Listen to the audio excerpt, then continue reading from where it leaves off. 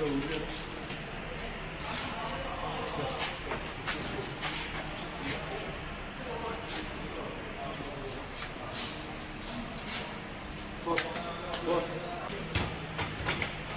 tepki var.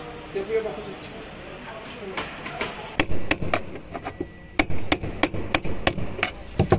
Almadı. Bismillah. Şey kaldır, direkt yukarı kaldır.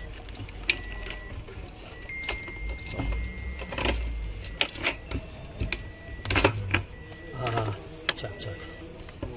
Tamam. Dolu dolu. Dolu. Göstersene çıksana o ya. Getirsin kardeş bak. Seyisiz. Evet, yakıt deposu içerisine tortulanmış durumda metamfetamimin olduğu değerlendirilen madde.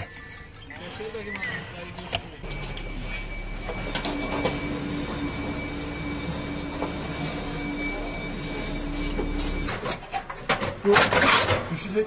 Dur, mazot geliyor üstüne. Yere indir. Tamam.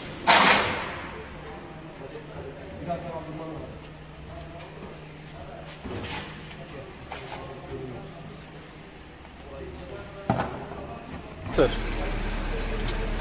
Bak şöyle.